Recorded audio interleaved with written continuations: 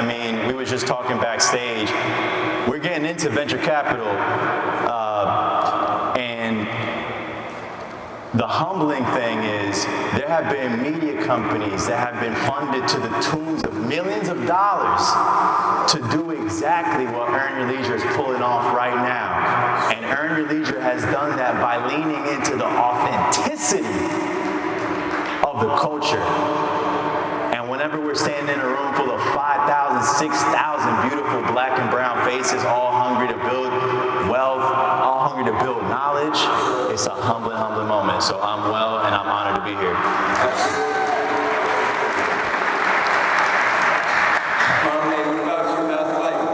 Life is beautiful.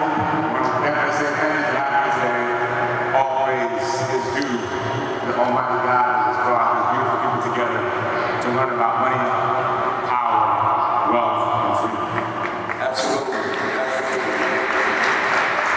And so, John, we're going to start with you first. You know, venture capitalists, right? You got the Harlem Capital, co-CEO at Blue. One point you was giving away money, helping fund businesses. You know, then you spoke about just being respectable to the process, the thought process, right? And you said at one point you all treated 25,000 like you treated 25 million. What's the thought process that went into that? Yeah, well, listen, there is a lot of systems that profit off of our own lack of appreciation and lack of self-confidence as a culture. Let me break that down. When I got into the game, I dropped out of community college. I grew up below the poverty line, Wash Heights. I'm working as a doorman, and I'm seeing all these people in this building, and there was one resident in particular who come from where we come from, and he said, yo, John, listen, what you have can't be synthetically replicated. It can't be bought. It's the actual value of the cultures that we come from. And I leaned into that, and as I've gone on, and as I've learned, and as my business acumen has grown, the MBAs, no disrespect to MBAs, but they're stiff.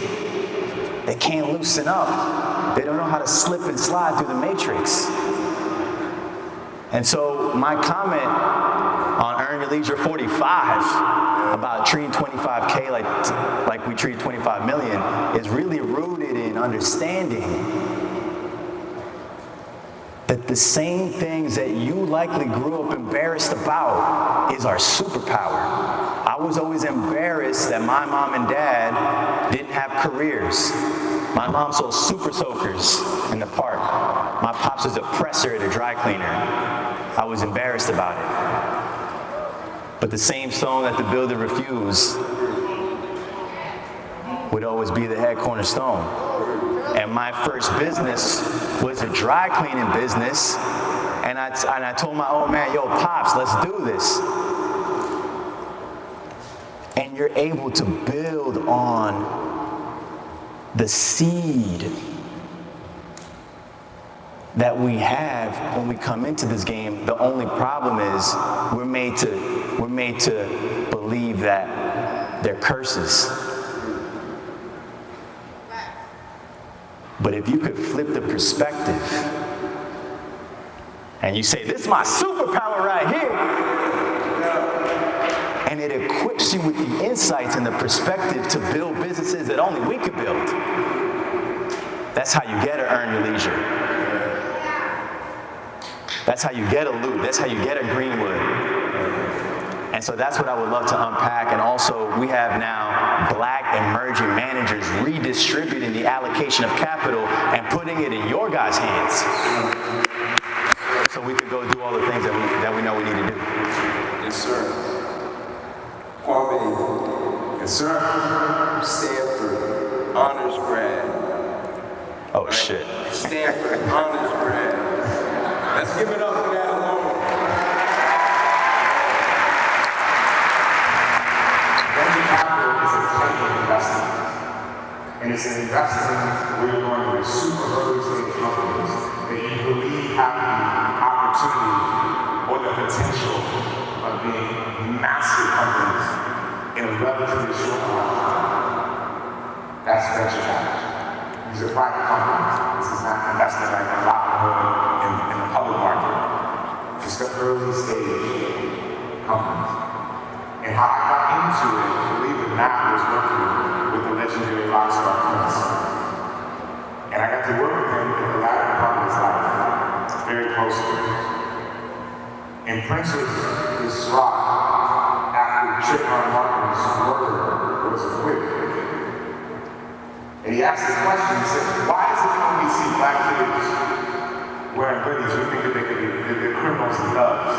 But you can see a white kid wearing a hoodie and you can say, oh, that must be Mark Zuckerberg or some Silicon Valley genius. And he challenged us to do something about that. And he said, where are the black Mark Zuckerbergs? Now the significance to me of going to Stanford, besides, the school, it was the time. I was there at the time where the person who created LinkedIn and PayPal was there. The gentleman who created Yahoo was 2 years ahead of me. The person who wrote the first angel investment check to Facebook was in law school while I was an undergrad. So there was a group of people who were in the know about this thing called venture capital. That they would invest a little bit of money into a company that could later become a huge global powerhouse. So when Prince asked this question, where are the black Mark Zuckerbergs? I was able to just connect the dots and go, wait a second, most of these companies, Apple, Facebook, Twitter, Snapchat, the list goes on and on and on. Most of these companies started with checks for $100,000 to $500,000 and now have market caps in the hundreds of billions of dollars. Now, when I say that, I'm not saying, well, I just do that because we can just make a whole lot of money. It's because then I'm looking at this thing that we talk about the wealth gap. We don't need to just close the wealth gap for value. We need to close it quickly. And I found an industry where $100,000, in some cases in 4 to 5 years, can be worth $50 to $100 billion. And then I said, wait a second, if black people were doing that, and we had 3, 4, 5, 10 companies, they end up being the size of a Facebook. What would that do for you? And then you see the genius of Prince's question. Where are the black Mark Zuckerberg? So I'm proud to say today that although we started in 2015, today our fund has invested in 15 outstanding black-led high-growth companies. Over half the fund are black women, and over 70% of the millions of dollars that we've invested in black women.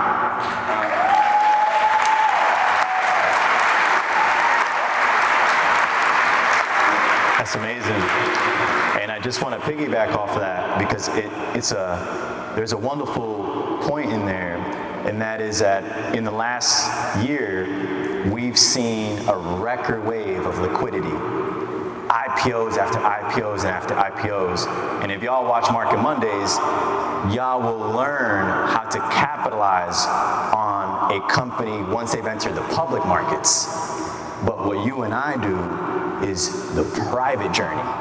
What happens when the company's at the inception and has series of financings, and they start at 5, 10 million, 25, 50, 100, 250, and on until the point that they finally ring the bell, and then we all could buy. And what we figured is, hey, let's get more founders into the mix to swing big and take those bold bets to look to create public companies, but also let's get black dollars in the mix as well. Because one stat that I thought was sickening is that 86% of the profit profits that were generated in those record wave IPOs went to but a handful of firms. And those firms were in but a handful of zip codes. And it was a very homogenous group. And so I made it my mission at that point to say, okay, the next time there's a record wave, like the unicorns today were founded in 2008. 2020 is a pivotal moment in our history. There are people in this room right now creating the next black unicorns. And when those companies go to generate liquidity and the early employees get rich and the investors get rich, that money ain't gonna end up in Silicon Valley.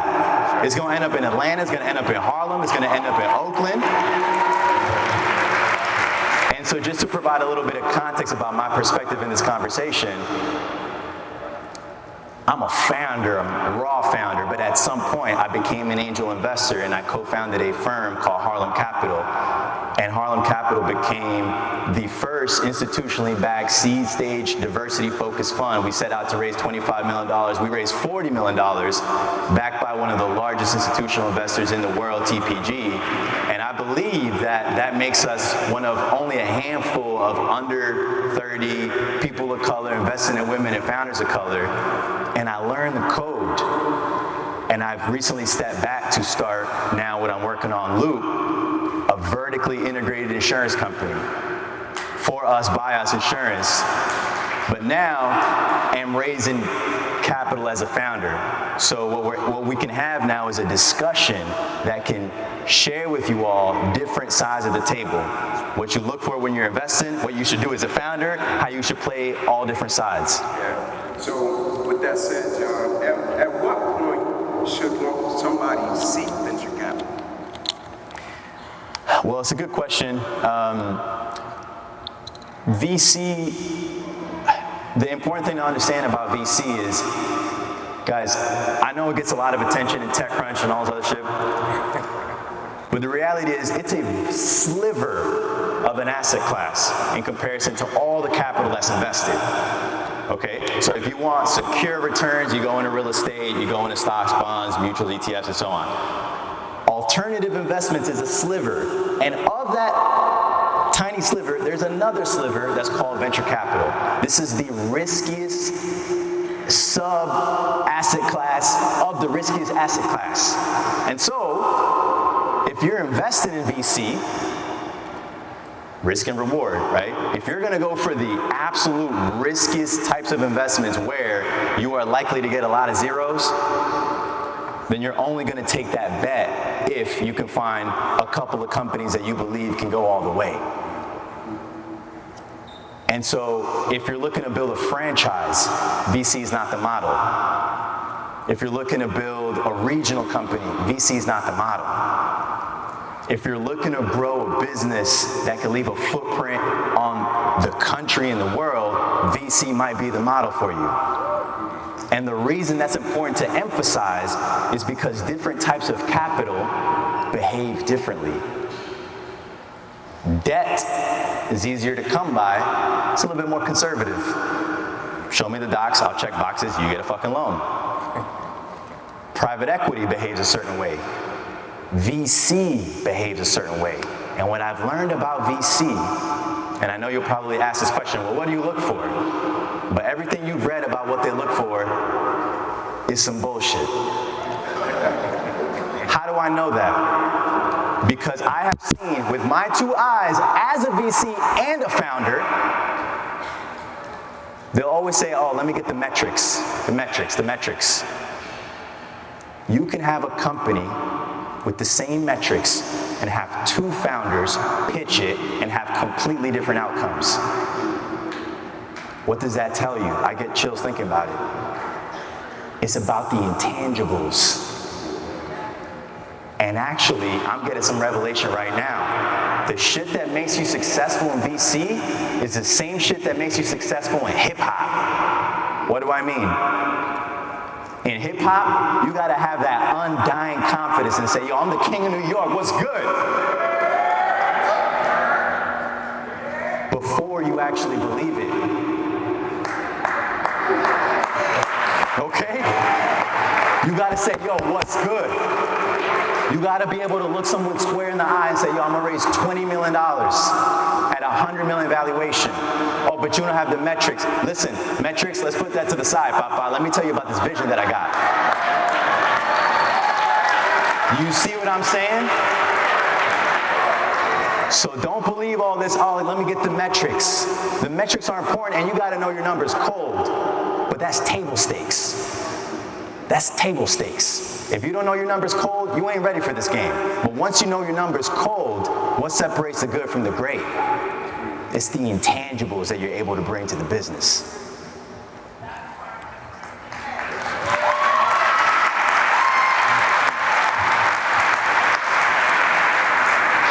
Well, the next question I have, in your mind, what's the connection between black venture capital and black entrepreneurs? So what's the question from black VCs and black entrepreneurs? I'll say like this. Part of what I was waiting from my brother John, it also has to be stated, right? Everything's not for everybody, everybody's not for everything. So when we think about an entrepreneur and need funding, oftentimes venture capital is actually not the best thing for you. And it ends up being kind of a waste of time and energy because you're chasing around, getting a lot of numbers, trying to figure the thing out. So we got to be real clear what it's for and what it's not for. Venture capital in general is looking for things that can explode. That's why I go back to Facebooks and those venture things. The only reason I said Facebook is because that company started with 4 people in the boardroom. And now 200, every 7 people on the planet using it. That's what it's looking for, historically. But you go back to 2015, there wasn't one fund in the entire country that was focused on investing in black technology entrepreneurs. Yep. Did you hear what I said? 2015. 6 years ago.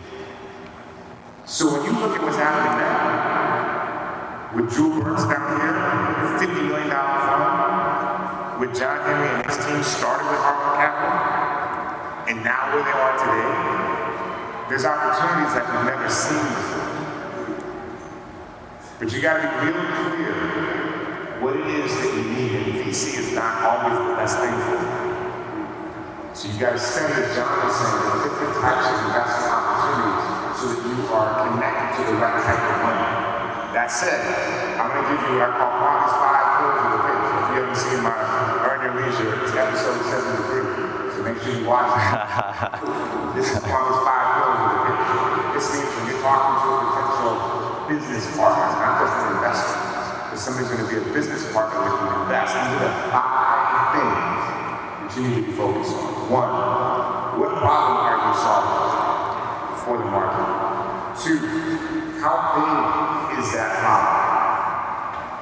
3, how do you uniquely solve that problem? What are you doing different than anybody else? 4,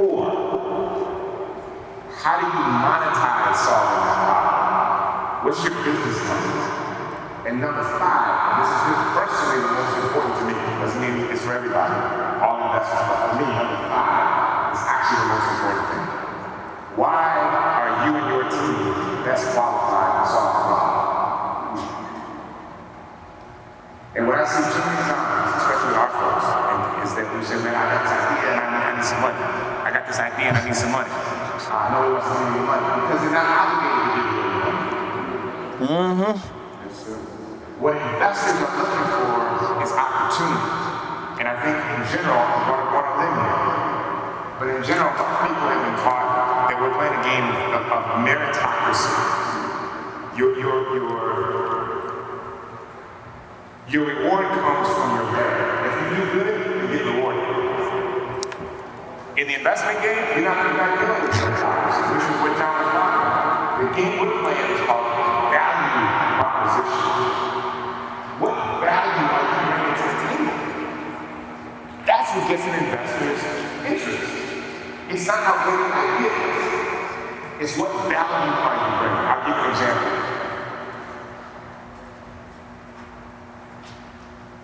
One of the investments that we made is a cookie company called Partake. When I met the founder, this young woman was selling cookies out of her car. That was 2017. It was the single best pitch. I was judging a pitch competition, Black Wall Street in Raleigh, North Carolina. When she got on the stage, it was the best pitch I've ever seen on to date. And she told the story of how her and her husband almost lost a 1.5-year daughter to severe food allergy. And they found Vivian 18 months on their living room floor. And she turned blue and wasn't breathing. Now, I'm just, you know. That moves me because I'm a dad. And I can't imagine what that must have felt. Through the grace of God, they were able to revive her with ER, and Vivian is healthy today.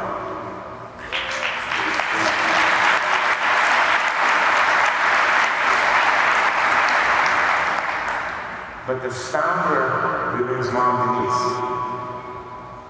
she left a very lucrative job at Coca-Cola to create a company to help families have healthy alternatives when they're suffering and afflicted with food allergies. So I thought to myself, this is a woman who would leave a lucrative job at Coca-Cola. She's driven with a passion because of what she went through, and she wants to help other families that are going through the same thing.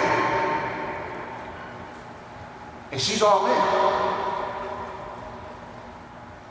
What's the problem? Food allergies. How big is that problem? Massive.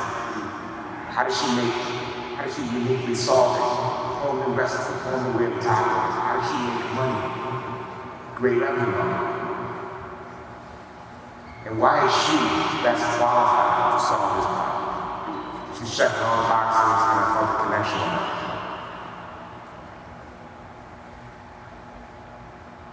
Fast forward to right now. That company, who's invested in that company alongside us? Jay-Z, Rihanna, her. The company is in 7,000 stores. And now American Airlines on first class flights are serving the cookies. Yes.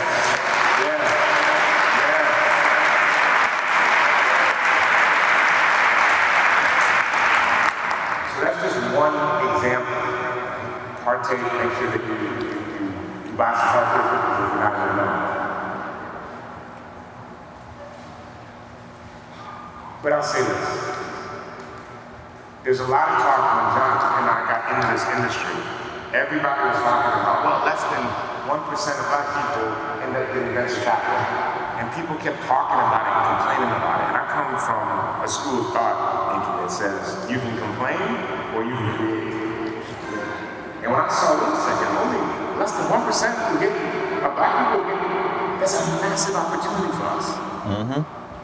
So I don't want us to be weighed down by these numbers. And this is what John was teaching us earlier. You gotta flip the perspective. You have to flip the perspective and understand that anytime somebody's telling you that this is something you can't do,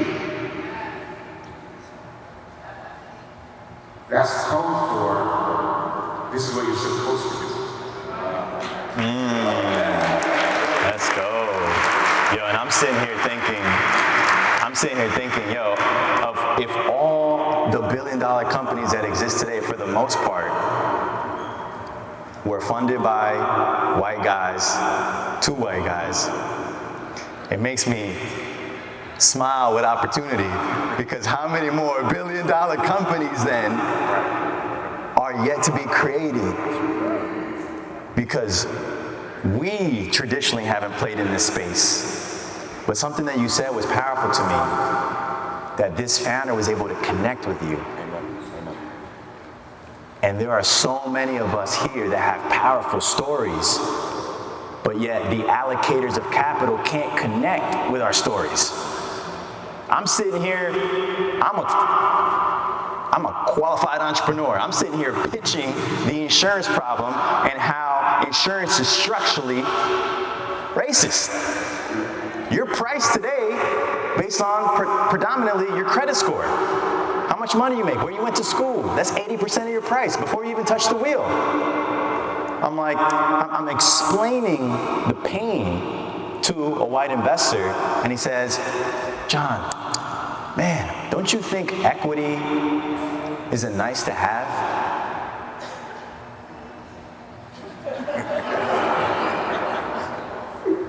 And it just hit me like a ton of bricks. Well, isn't that convenient for you?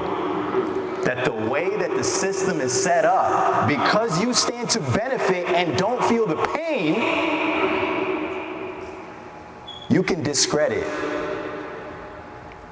our entryway. And I said, yo, look, equity isn't a nice to have, it's a consumer demand.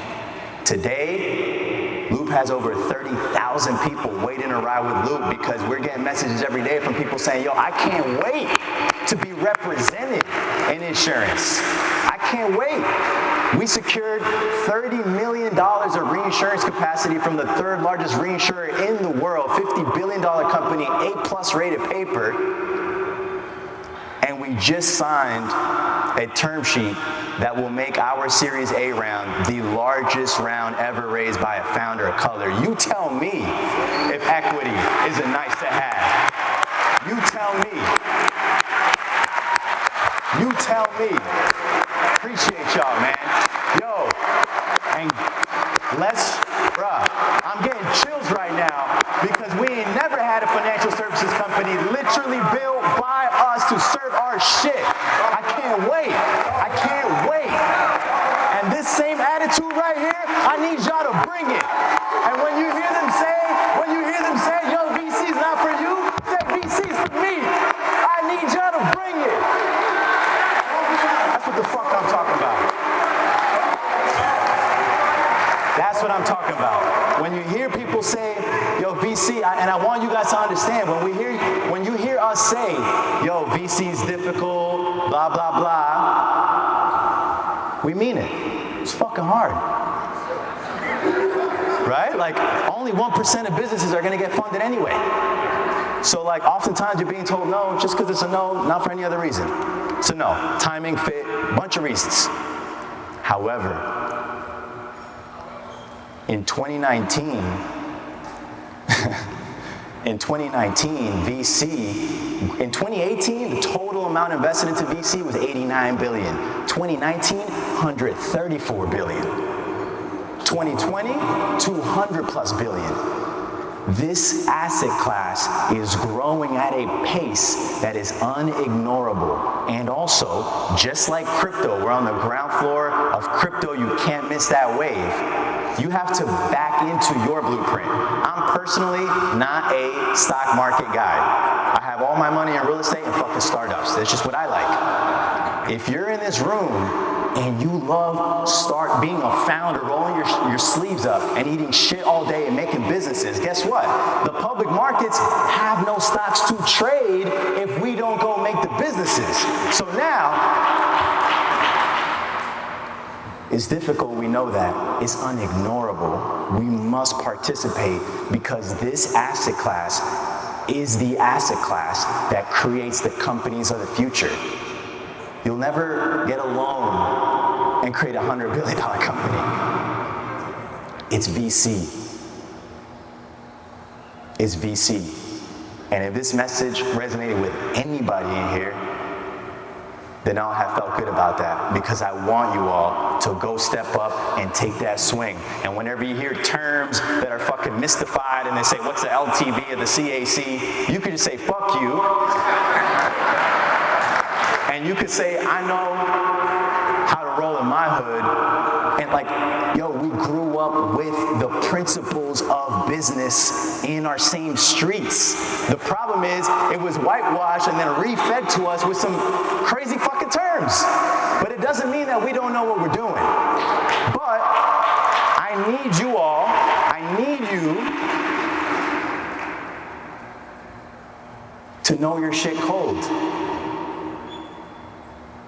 discredit your own opinion, but also don't discredit the fact that you have to go out there and do the work and know the numbers cold. I know my cost per lead, I know my CPMs, I know my CAC, LTV, I know all that shit. You can't stump me on a single goddamn question about my business. So get in the woodshed, fucking work, grind, and get to the point. That will take months, if not years. I've been doing this for 10 years. I started my first business at 18 years old. I'm 28 now. I'm only just now getting to the point where I kind of sort of know what the fuck I'm doing, a little bit. Okay? But now, I know my shit cold. And when you compare the knowledge with the culture, there's no telling what we can make. Ain't no telling.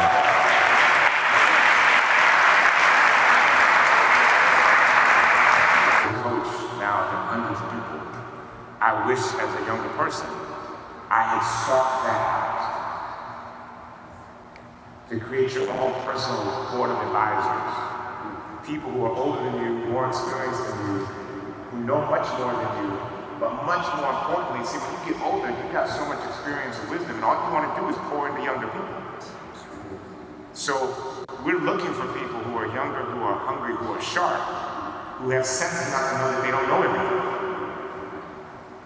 So I would have counseled the younger Kwame to look out for the wisdom of older mentors.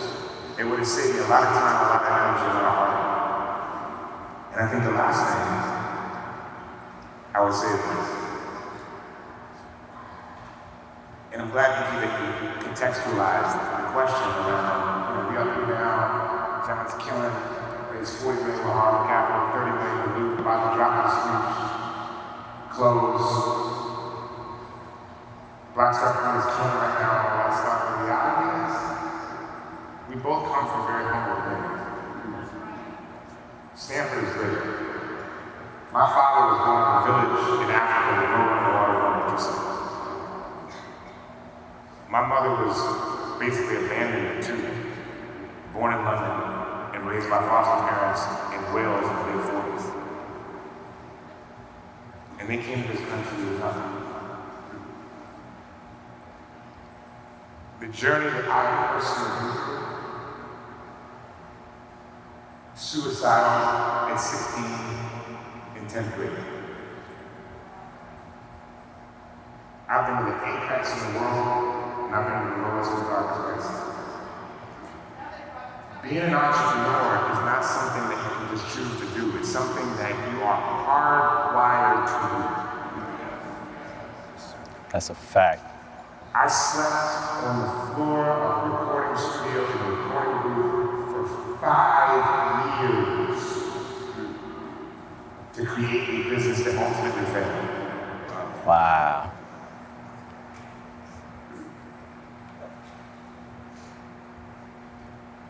I've lost everything twice.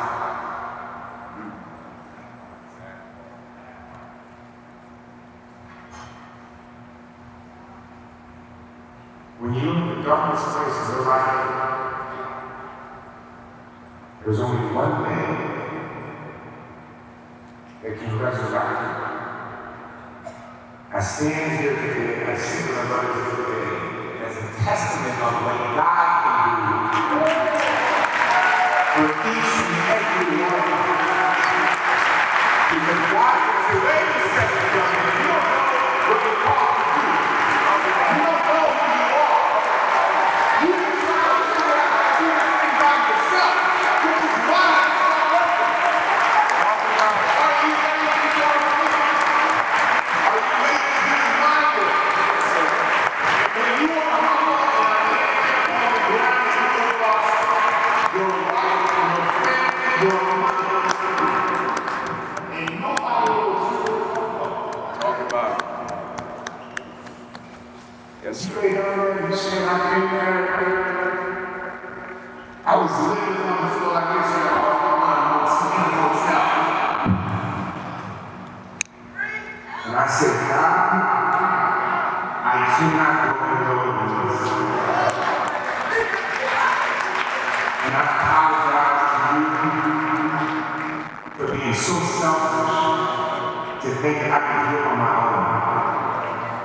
And I know you have blessed me with gifts.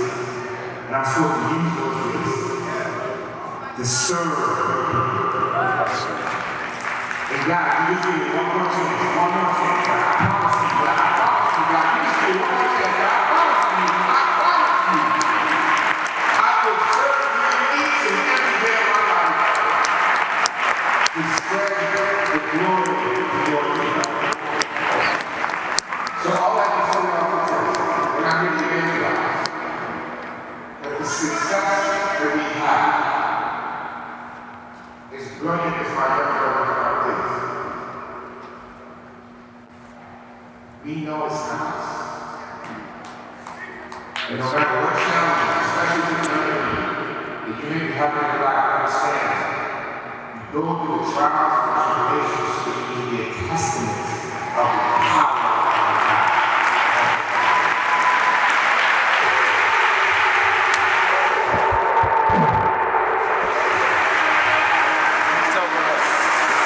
After you answer it, Wow. How am I supposed to go after all that? That's going to be a tough one, man. Well, Kwame gave us the spiritual. We got the spiritual. May I go tactical? Is that okay? All right, cool. So a few things. Yo, tactically speaking, I heard that, right? Tactically, right? Nah, but for real, listen. When I was getting started in this game,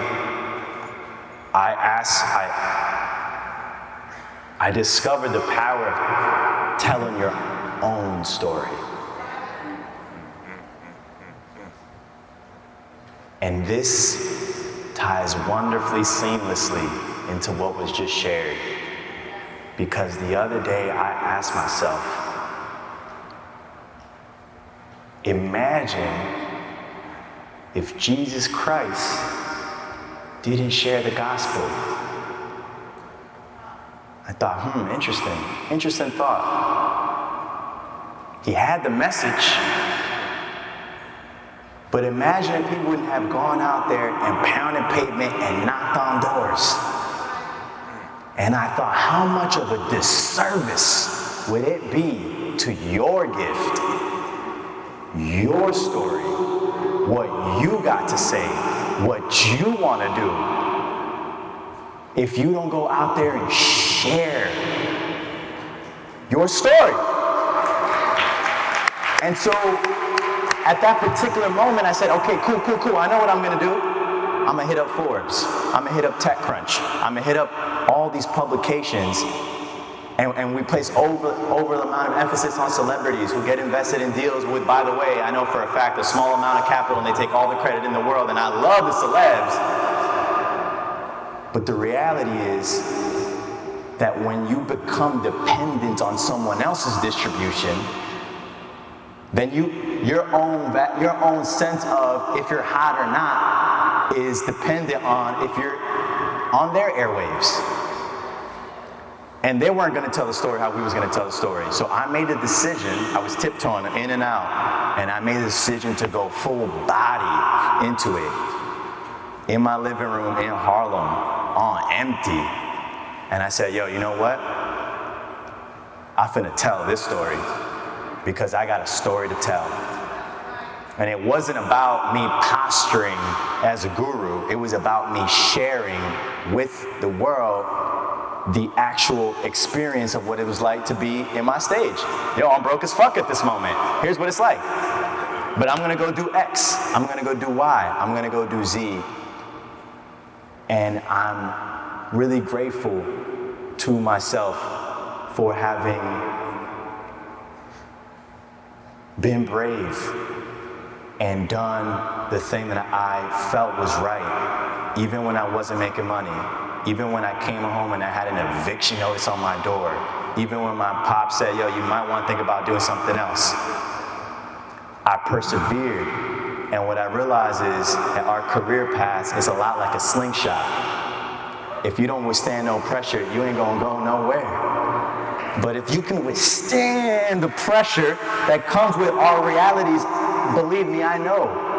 A lot of us got dependents. We got to take care of Mama Dukes, not vice versa. We got to take care of kids, cousins, aunties, aunties, and then we want to go change the world. And then people say, yo, go raise a friends and family round. Well, what friends and what family going to lend me 50K, 10K, 5K even, 5K even, 1K. This week I had to give my mom some bread. And so I'm really fortunate and glad that I had the bravery to pursue my path at all costs because I had a gospel and I was not gonna go without sharing it. And so please take control of that story. Produce content, share your story, write that shit, speak that shit, video that shit. However it is that it makes sense for you, go tell that story because then you'll never be dependent on someone else's airwaves and then you'll reach who you're meant to reach.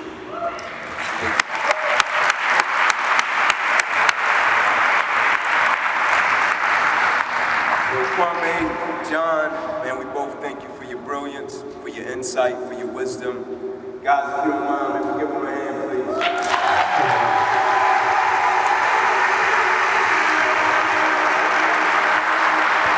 My brother. Good job. Thank you.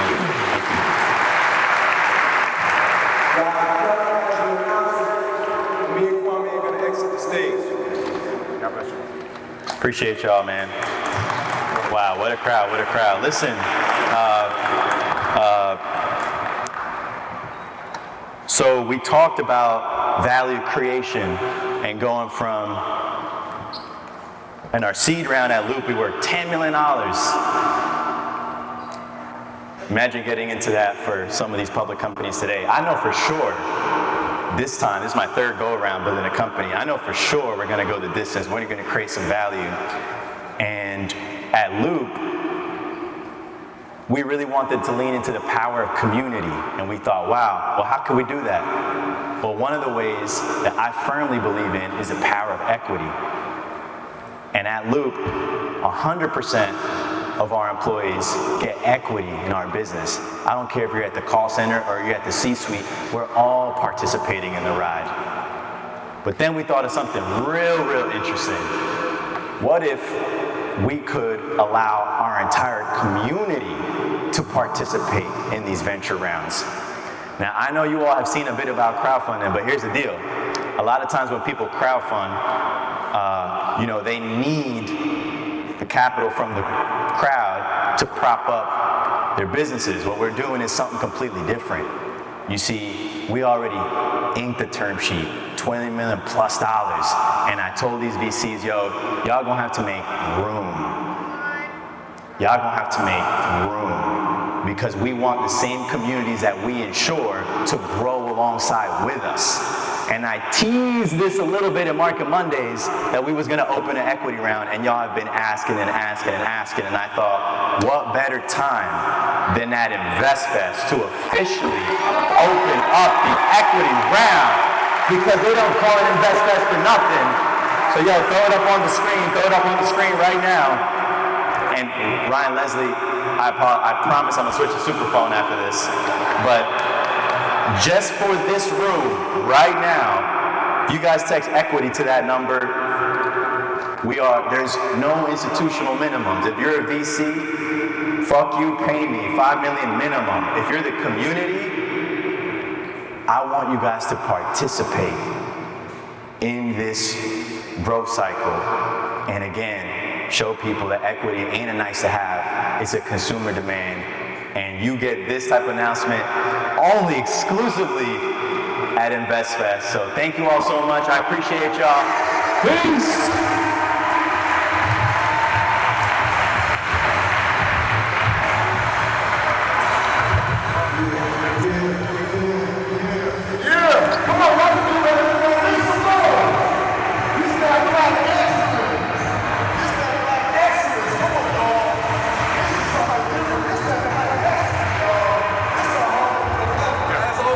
As always, man. Thank you so much. Yeah, you're good. Thank you so much.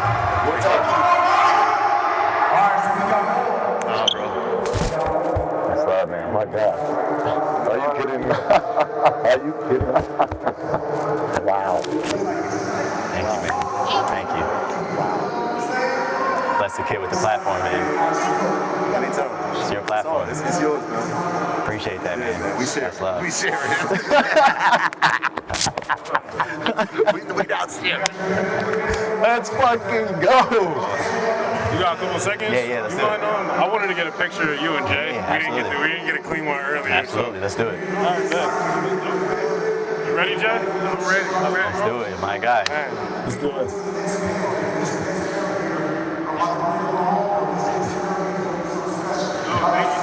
Thank you. Appreciate y'all, man. You did amazing. Thank you, man. Thank you so much. I appreciate that. Thank you, man. Thank you so much, brother. I appreciate that deeply. Y'all get access to a lot of information. Y'all get access to a lot of knowledge and information that's going to shift